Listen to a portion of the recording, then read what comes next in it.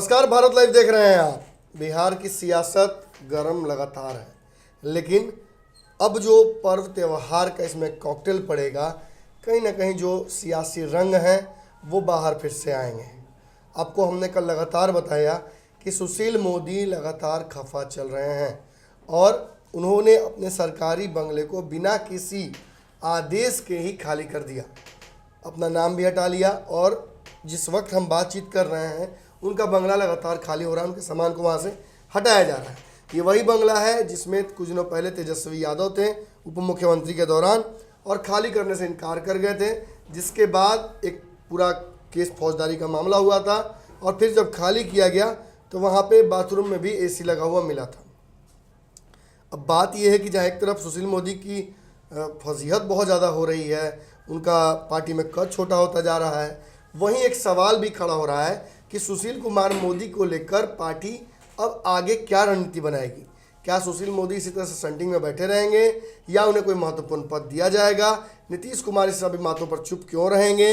हालांकि डिसीजन तो बिल्कुल ही भाजपा का है, लेकिन नीतीश कुमार की कुछ तो नैतिकता है। इतने दिन साथ रहे हैं और सुशील मोदी उनके बहुत करीबी व्यक्ति रहे हैं, भाजपा के इनसाइडर रहे हैं, उनको सारी बातें बताते रहे हैं। ऐसे में सामंजस्य बिठाने का काम भी उन्हीं का रहा है। तो अब उनकी गैरहाजिरी में नीतीश कुमार उनको लेकर क्या करेंगे? इन सभी सवालों पर से पर्दा हट चुका है। सुशील मोदी को नई जिम्मेवारी मिल चुकी है, लेकिन ये जो जिम्मेवारी मिली है ये भी कहीं ना कहीं उन्हें संटिंग में डालने का ही एक जुगाड़ है। कैसे है वो भी आपको बताएंगे, लेकिन उससे पहले आपको बता दें कि क्या हुआ है। दरअसल हुआ ये है कि विधान परिषद के कार्यकारी सभापति जो अवधेश नारायण सिंह हैं, इन्होंने एक अनुशंसा जारी की। इनके पास अधिकार है, ये कर सकते हैं। इन्होंने इस अनुशंसा के हिसाब से 2 लोगों को तत्काल प्रभार दिया है। वो प्रभार कौन कौन से हैं ये भी आपको बताते हैं। देखिए, सबसे पहली बात कि 2 लोग के लेकर लगातार सवाल खड़े हो रहे थे। एक सुशील कुमार मोदी जो कि भाजपा के बहुत महत्वपूर्ण नेता थे, उन्हें संटिंग में क्यों डाला गया, ये सवाल खड़ा होता। और दूसरा संजय झा का। संजय झा नीतीश कुमार के बड़े करीबियों में से एक थे। अशोक चौधरी के बाद इन्हीं का नाम आता था, लेकिन कुछ कारणों से इनको भी संटिंग में डाला गया था। लेकिन अब जो खबर आ रही है वो ये आ रही है कि इनको और संजय झा दोनों को सेट कर दिया गया है अलग अलग विभाग देकर। क्या दिया गया है वो सुन लीजिए। जो 2 अलग अलग विभाग मिले हैं उनकी लिस्ट में बता दूं आपको। सुशील मोदी को आचार समिति का अध्यक्ष बनाया गया है।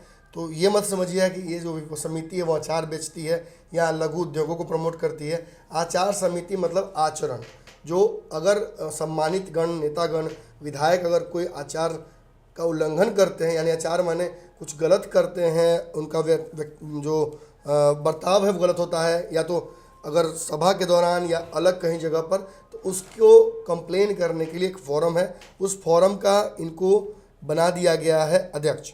और जो दूसरे नेता हैं संजय झा, इनको याचिका समिति की जिम्मेवारी दे दी गई है, जहां पर याचना किया जा सकता है। किसी को पुल बनवाना है, किसी विधायक को पुलिया बनवाना है, छोटे काम अपने क्षेत्र में करवाने हैं जो कि अनुशंसा नहीं हो पाई है, तो वो जाकर वहां मिल सकते हैं। ये दोनों जो विभाग हैं दोनों स्थायी और बहुत महत्वपूर्ण समितियां हैं और इनमें इनकी जिम्मेवारी सीधे तौर पर दे दी गई है। यानी आप इसे इस तरह से समझ सकते हैं कि कहीं ना कहीं दोनों जो नेता हैं जिनको संटिंग में रख दिया गया था उनको महत्वपूर्ण जिम्मेवारियाँ दी गई और साथ ही साथ एक जो बैठने की जो व्यवस्था है सदन में वो भी कर दिया गया। आपको बता दें कि सुशील मोदी पहले से MLC हैं और इनको लेकर कोई संशय नहीं था, लेकिन एक बात ज़रूर है कि इन्हें क्या रोल दिया जाएगा इसको लेकर संशय लगातार बना हुआ था। कुछ लोग ये खबर फैला रहे थे ऑब्वियसली कि इन्हें केंद्रीय मंत्रिमंडल में स्थान दिया जाएगा, लेकिन भाजपा का कोई ऐसा प्लान है नहीं, क्योंकि भाजपा को पता है कि अगर इन्हें तत्काल जिम्मेवारी दी जाएगी तो नीतीश कुमार को फिर से ताकत मिल सकती है। लेकिन अब ये आप सोच रहे होंगे कि एक समिति में इनको अच्छी जिम्मेवारी मिली है, तो आखिर मैं ऐसा क्यों कह रहा हूँ कि इन्हें ठिकाने लगाया गया है। उसका एक पूरा पैटर्न है। अगर आप बिहार की रणनीति को समझते हैं, मेरी बातों पर भरोसा है, तो मैं आपको समझा सकता हूँ कि कैसे इनको ठिकाने लगाया गया है। ये जो मंत्रालय नहीं, ऑब्वियसली ये समिति है, इस समिति की जिम्मेदारी जो दी गई है वो इससे पूर्व PK शाही को दिया गया था। PK शाही कौन है?